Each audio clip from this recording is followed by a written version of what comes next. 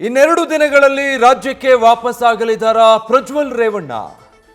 ಕೈ ಮುಗಿದು ಪ್ರಜ್ವಲ್ ವಾಪಸ್ ಆಗಬೇಕು ಅಂತ ಎಚ್ ಡಿ ಕುಮಾರಸ್ವಾಮಿ ಮನವಿ ಮಾಡಿದ್ರು.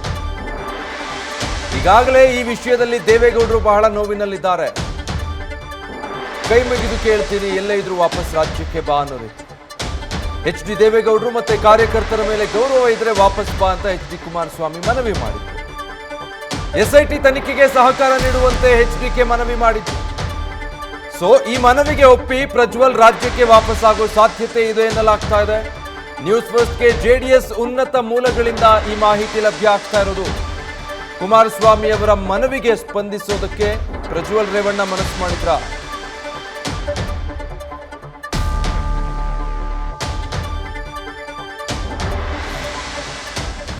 ಕೈ ಜೋಡಿಸಿ ನಾನು ಮನವಿ ಮಾಡ್ತೇನೆ ಮಾಧ್ಯಮ ಸ್ನೇಹಿತರ ಮುಖಾಂತರ.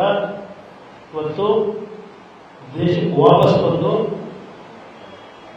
ಯಾವ ತನಿಖೆಗೆ ಸಂಪೂರ್ಣವಾಗಿ ಸಹಕಾರ ಕೊಟ್ಟು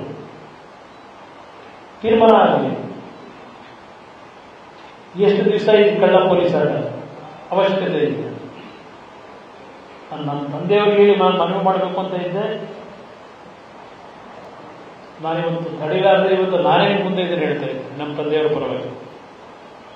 ಅವ್ರಿಗೇನು ಅವರ ಎಂಟೈರ್ ರಾಜಕೀಯದ ಬದುಕನ್ನ ಅವನು ಬೆಳಿಬೇಕು ಅಂತ ಹೇಳಿ ದಾರಿ ಎರೆದಿದ್ದಾರೆ. ಅವ್ರಿಗೆ ಗೌರವ ತರಬೇಕು ಅನ್ನೋದಿದ್ರೆ ಎಲ್ಲಿದ್ರು ಮುಂದಿನ 24 ಗಂಟೆಗಳು 48 ಗಂಟೆಗಳು ವಾಪಸ್ ಕೊಡೋದ್ರ ಮುಖಾಂತರ ನನ್ನ ಪಕ್ಷದ ಕಾರ್ಯಕರ್ತರಿಗೆ ಸನ್ಮಾನ್ಯ ದೇವೇಗೌಡರು ಗೌರವ ತಗೊಂಬಪ್ಪ ಅಂತೇಳಿ ನಾನು ಇವತ್ತು ಮುಖಾಂತರ ನನ್ನ ಮನವಿ ಮಾಡ್ತೀನಿ.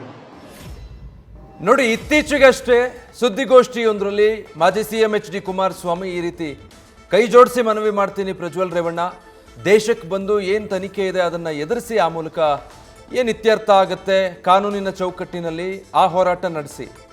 ಅದು ಬಿಟ್ಟು ಇದೇ ರೀತಿ ವಿದೇಶದಲ್ಲಿದ್ದು ಕಣ್ಣ ಮುಚ್ಚಾಲೆ ಆಟ ಆಡಿದ್ರೆ ಇದು ಎಷ್ಟು ದಿನ ಸಾಧ್ಯ? ಇದರಿಂದ ದೇವೇಗೌಡರಿಗೂ ನೋವಾಗಿದೆ. ಈ ಪ್ರಕರಣದಲ್ಲಿ ಜೆಡಿಎಸ್ ಕಾರ್ಯಕರ್ತರಿಗೆ, ನಮಗೆ ಎಲ್ರಿಗೂ ಕೂಡ ನೋವಿದೆ, ಮುಜುಗರ ಇದೆ. ಹೀಗಾಗಿ ಇದನ್ನೆಲ್ಲ ದೂರ ಮಾಡಬೇಕು ಅಂತಾದರೆ ವಿದೇಶದಲ್ಲಿ ನೀನು ಇನ್ನೆಷ್ಟು ದಿನ ಇರೋದಕ್ಕೆ ಸಾಧ್ಯ? ಈ ಕಣ್ಣ ಮುಚ್ಚಾಲೆ ಆಟ ಇನ್ನೆಷ್ಟು ದಿನ ಆಡೋದಕ್ಕೆ ಸಾಧ್ಯ? ಆದಷ್ಟು ಬೇಗ ರಾಜ್ಯಕ್ಕೆ ಬಂದು ನಿನ್ನ ಮೇಲಿರುವಂಥ ಪ್ರಕರಣಗಳ ತನಿಖೆಯನ್ನು ಎದುರಿಸು, ವಿಚಾರಣೆಯನ್ನು ಎದುರಿಸು. ಕಾನೂನಿನ ಚೌಕಟ್ಟಿನಲ್ಲಿ ನ್ಯಾಯಾಲಯದಲ್ಲಿ ಏನು ಇತ್ಯರ್ಥ ಆಗುತ್ತೆ ಆಗಲಿ. ಅದನ್ನು ಬಿಟ್ಟು ಎಷ್ಟು ದಿನ ಈ ಪೊಲೀಸ್ ಕಳ್ಳಾಟ ಆಡೋದು, ಕಣ್ಣ ಮುಚ್ಚಾಲೆ ಆಟ ಎಷ್ಟು ದಿನ ಆಡೋದಕ್ಕೆ ಸಾಧ್ಯ ಅಂಥೇಳಿ ಮನವಿ ಮಾಡ್ಕೊಳ್ತೀನಿ ಮಾಧ್ಯಮಗಳ ಮೂಲಕ. ಈ ಮನವಿ ನಿನ್ನನ್ನು ತಲುಪಿದರೆ ರಾಜ್ಯಕ್ಕೆ ಬಂದ್ಬಿಡು ಅನ್ನೋ ರೀತಿ ಪ್ರಜ್ವಲ್ ರೇವಣ್ಣರಿಗೆ ಸಂದೇಶ ರವಾನೆ ಮಾಡಿದ್ರು ಮಾಜಿ ಸಿಎಂ ಎಚ್ ಡಿ ಕುಮಾರಸ್ವಾಮಿ. ಬಹುಶಃ ಈ ಸಂದೇಶ ಪ್ರಜ್ವಲ್ ರೇವಣ್ಣರನ್ನ ತಲುಪಿದೆ ಅನ್ಸುತ್ತೆ. ಅವರ ತಾತನಿಗಾಗಿರುವಂಥ ನೋವು, ಕುಮಾರಸ್ವಾಮಿ ಅವರ ಮನವಿ ಈಗ ಅವರನ್ನ ರಾಜ್ಯಕ್ಕೆ ವಾಪಸ್ ಬರೋ ಹಾಗೆ ಮಾಡುತ್ತಾ ಅನ್ನೋದು ಕುತೂಹಲ.